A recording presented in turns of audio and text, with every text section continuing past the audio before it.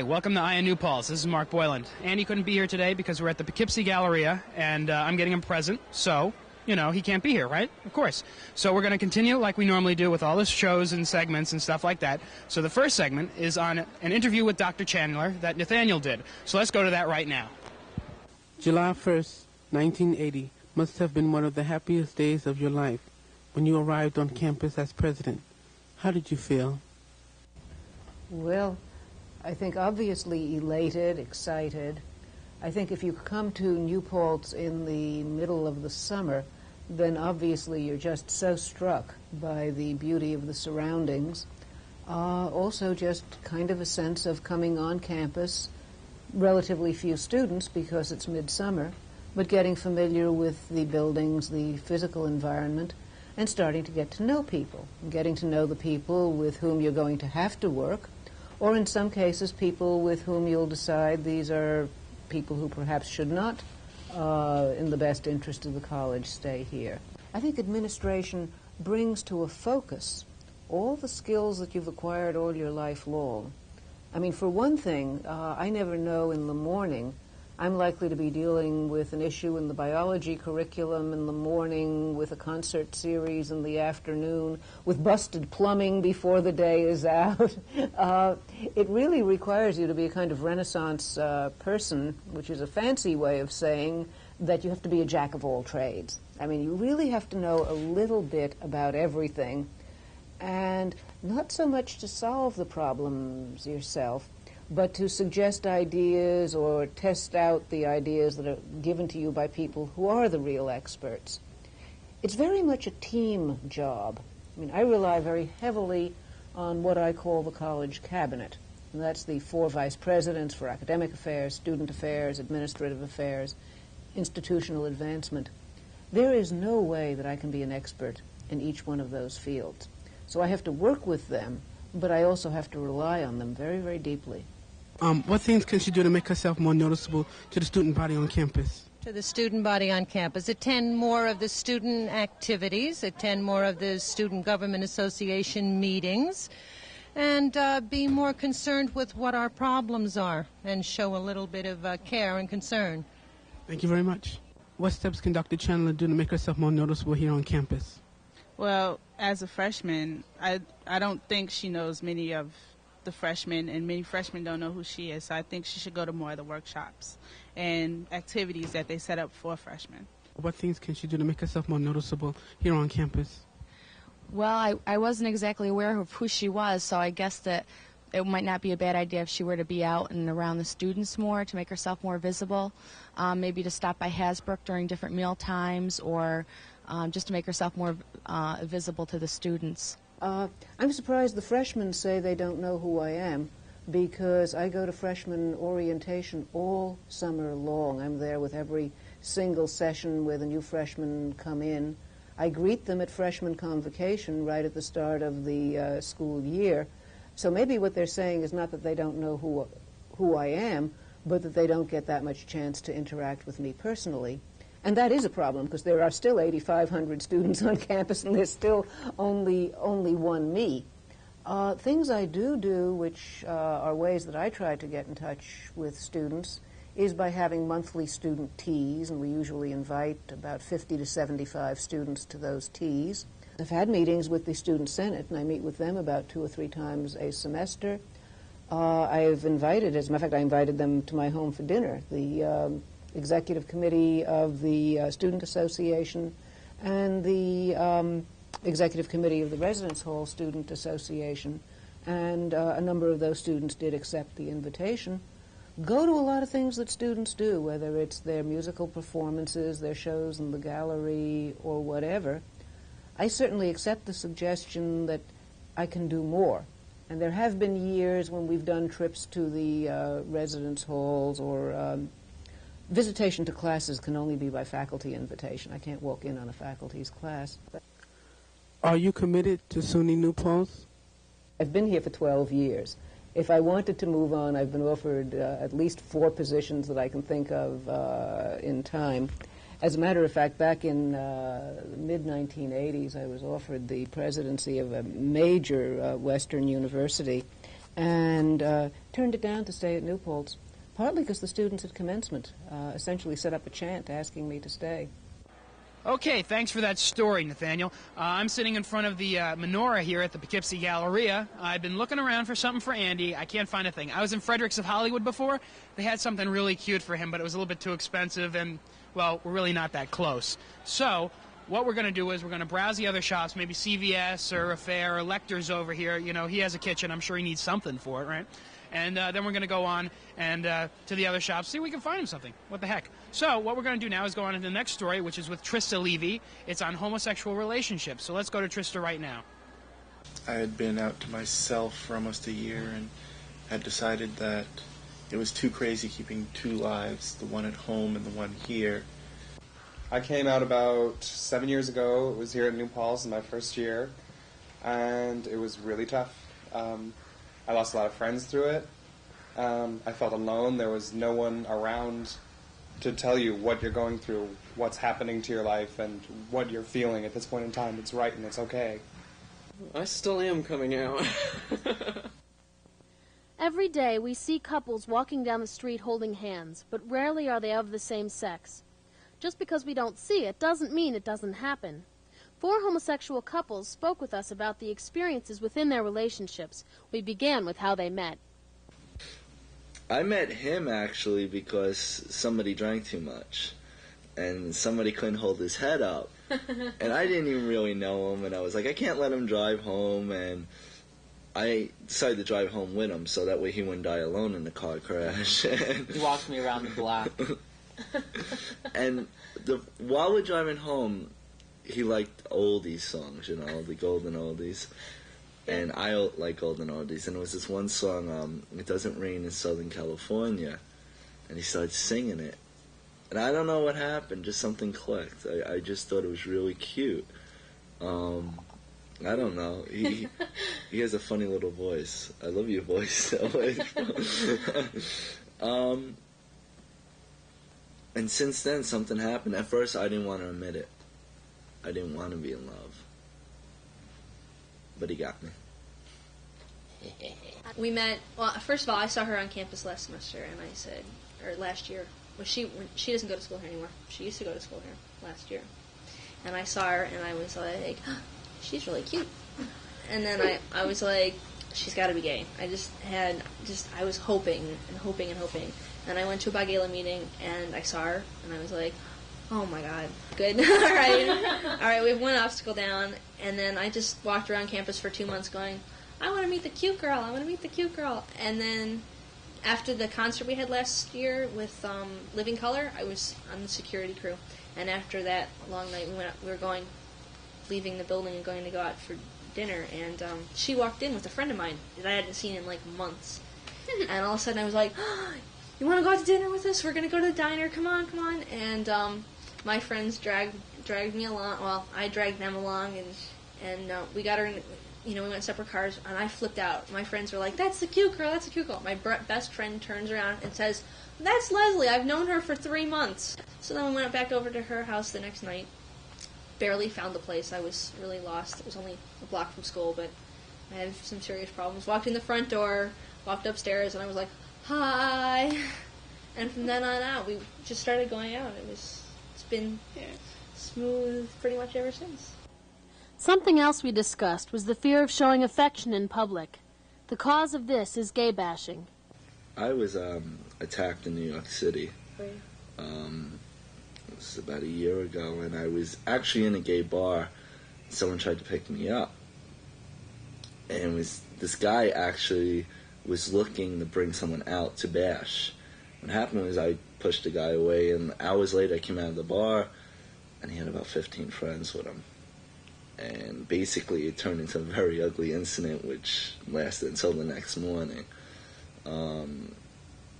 And I think that's one of the reasons it plays in my public affection. I had an uncle who was in the village walking with his lover and had his nose broken, and his lover had his head knocked in, the back of his skull caved in. And I've had friends who have been attacked because they're gay. When I lived in New York, it was always a threat when you're riding the subway. You never know who's going to be doing what. As far as gay bashing goes, nobody I know personally has been bashed because they were gay. I myself have been verbally bashed, but never physically. It's come close a few times, but never happened. Well, physical or verbal, bashing is bashing. I just think gay bashing is really stupid because people are people, whether you're gay, black, white. It shouldn't matter, but it does. We're good friends because society says that's right. the most you could be in public. We ask for advice for those coming out and starting relationships. Go slow. Don't rush anything. If you take your time, you'll be sure you did the right thing. When you come out, and if you're coming out, don't come out alone. There's tons of groups in the area. There's Gala on campus. There's a Gala in Poughkeepsie. Look in the yellow pages, or call up the hotline. The number can be gotten through any of the Gala services to find people to help you with it. I mean, you should never come out alone. If you have any questions concerning homosexuality or are interested in attending a bi-gala meeting, call them at 257-3097. We're gay? Yes, shut up. Okay, thank you very much for that story, Trista. Guess who we're sitting with now? You won't believe it. It is Santa Claus, straight from the North Pole, and he is here with us, and I'm going to find out what Santa wants for Christmas, because nobody ever asks what Santa wants for Christmas. Okay, Santa, what do you want for Christmas? I just like everybody to be happy for Christmas, that's all. That's great. And what I want for Christmas is I want to pass all my finals, and I'd like a big, shiny, red car. I don't care, as long as it moves and has a stereo. Is that good? We'll see what we can do. We'll see. Okay, well, I'm going to talk to Stan a little bit more, and we're going to cut to a break, okay? So we'll be back in a little bit. All right, so I also want a car, and I want to...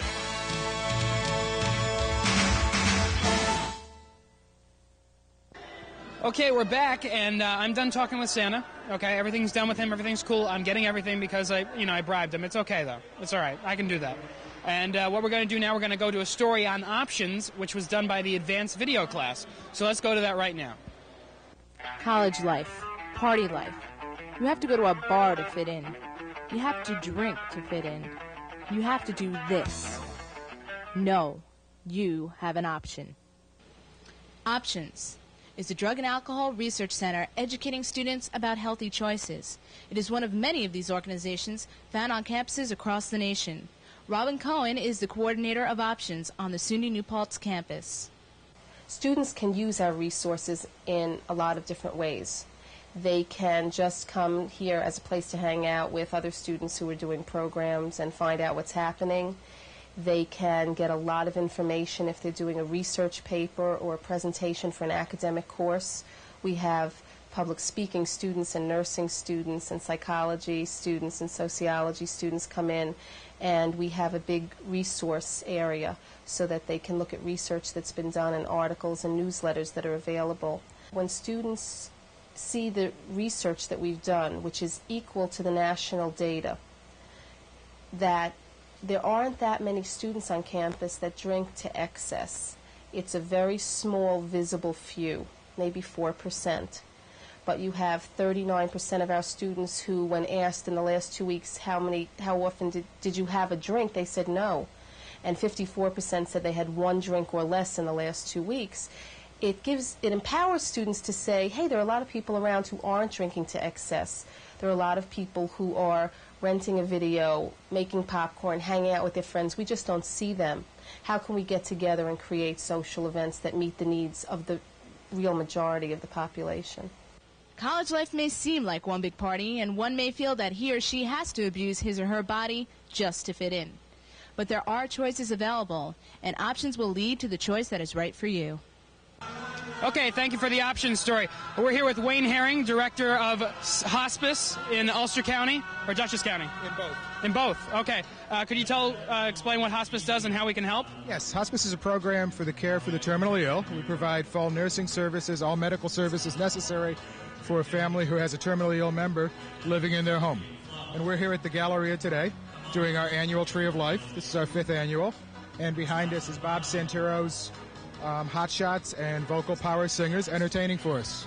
Tree of Life is one of our fundraisers. Each year we raise This year it'll probably be around $25,000 raised here. People put discs on our tree in honor of family members that they may have lost. And how can we help the organization? You can let people know about hospice so that at time that they may need our services, they're available. We're located both in Kingston and in Poughkeepsie. Our phone number in Poughkeepsie is 485-CARE, C-A-R-E, and in Kingston we're 338-CARE. Okay, thank you very much. I'm going to enjoy the show here, so we'll be right back after this story on WNPC with Jeff Riccio.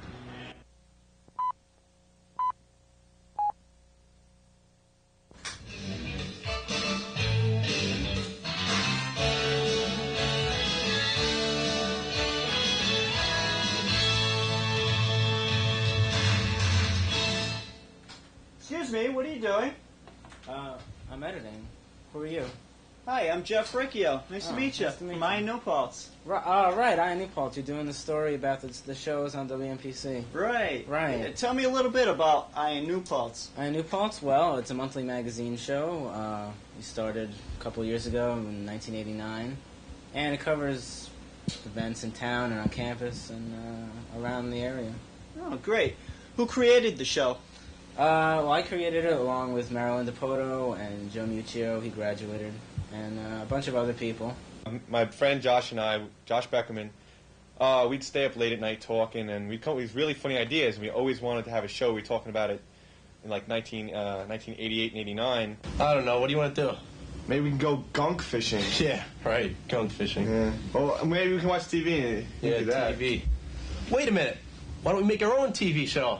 Yeah, that'd be cool. We could do like a variety show. We could have skits, phony commercials, even a little mini sitcom about college life, maybe. The co-producer, Josh Beckerman, graduated last year, so I was left with the responsibility of the show all to myself. And between me and him, it was kind of a challenge. He didn't think I could do it without him, and I was like, I can do it. I wanted to show him.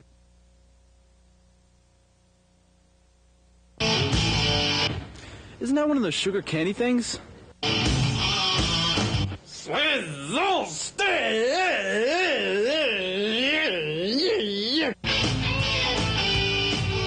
Our show consists of, it's more comedy. We basically try to be funny. But we're willing to put music on. We show music videos on the show, and we'll try to do anything, anything. We have a friend of ours, Stacey Mathewson. He's a upcoming professional comedian.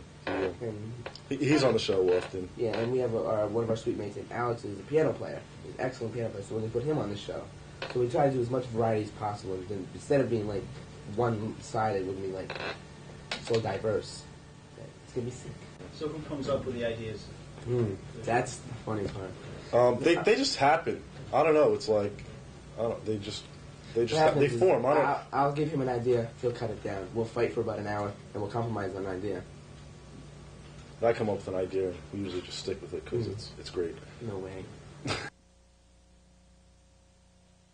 My name is Bernardo Perez. This is David Suarez, my roommate. This is Simon Miolovic. I can't say his last name. Yo, I gotta go take a leak. Hold up, man. Yo, you do this interview, man, for a while. I gotta go take a leak. All right, man. Well, anyway, the name of our show is Our Show. Our Show, okay. And what inspired the show was, things such as Saturday Night Live, Living Color. It's a comedy show with all kinds of different skits and stuff. And we just want to make fun of life, because, people cry too much and shit. So, I can't say that word. You got to bleep that out.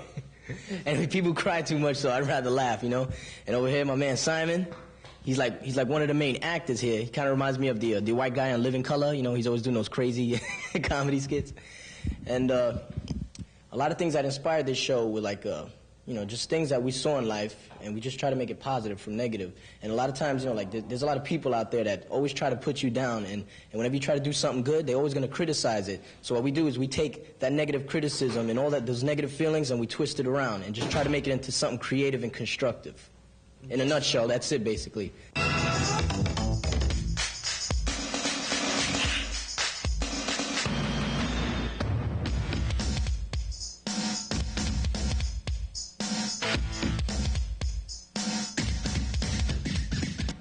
Well, Now That's Music went through a transition about 2 years ago. Broderick Clark made it into a soul format. Before that, it was more of a generic type. They covered all different types of music formats. But 2 years ago, Broderick Clark, who is no longer a student here, decided that he would like to do a R&B and soul type show.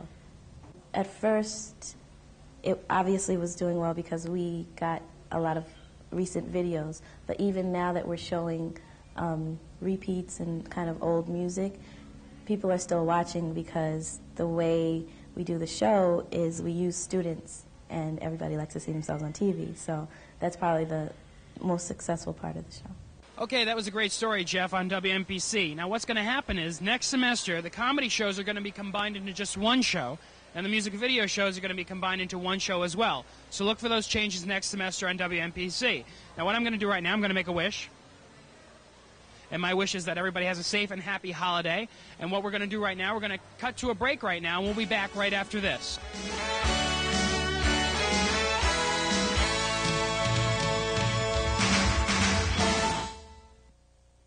Okay, we're back, and we're right in front of the Salvation Army pot right here in front of the in the Poughkeepsie Galleria. And here's Steve, a volunteer for the Salvation Army. And how's business this year with the Salvation Army? I know the economy's down, so is that affecting what you get? Well, not really. I mean, people are in the giving mood, even though economy is indeed down this year. People are, their holiday spirit, charity-wise, is right up there where it should be. Okay, great. Okay, so we're going to go to the next story with Mike Piliero on the Christian Club on campus. So let's go to him right now. The Student Christian Center was established in 1967 to meet the needs of SUNY New Paltz's Christian population. The center provides students with worship services, fellowship, as well as ample opportunity to serve the community. To find out more, we visited the group during one of their weekly sessions. During these sessions, group members partake in various activities from theatrical readings to religious sing-alongs. Pastor Paul Wally was appointed campus pastor in 1971. We asked Pastor Paul if membership in the group was limited to certain faiths. No, I think that's one of the things I like to feel that we offer, which is a strength, really, of our group, and that is its openness to all faiths. I mean, we do serve Christians, and we really are, set up in a way to offer activities and worship services and service projects and other things for Christians, but we welcome others, who are seekers or those who are of other faiths, and we try to work along with other faith groups on campus. Next, we asked the students what about the group inspired them to participate. Yeah, well, it's a good place to meet people, meet the kind of people that I like, and we do a lot of fun things together, and we do some serious things together, and talk about how God is working in our lives, which is something which is important to me. Very supportive for me because reading the Bible helps me to build my relationship with God and with Jesus. And through the Student Christian Center, I found that I've grown personally. I needed something more in my life than just hanging out places, and I came, and what kept me there was the people. Alrighty. If the Student Christian Center sounds of interest to you, well, your quest for more information will be quite simple. Just stop in at their headquarters in the Student Union Building, room 303. And in the words of Pastor Paul, Amen. Amen, brother. Hallelujah. Okay, thanks a lot, Mike. That was a great story. I wasn't able to get a gift for Andy, our regular co-host. I'm sorry, I forgot my wallet. What can I say? Okay. So, I'd just like to say from the staff of I New Paltz and WNPC that we hope you have a safe and happy holiday. And now we're going to close with Silent Night, which was done by the Karaoke Entertainment Group for Hospice with the Hospice Singers.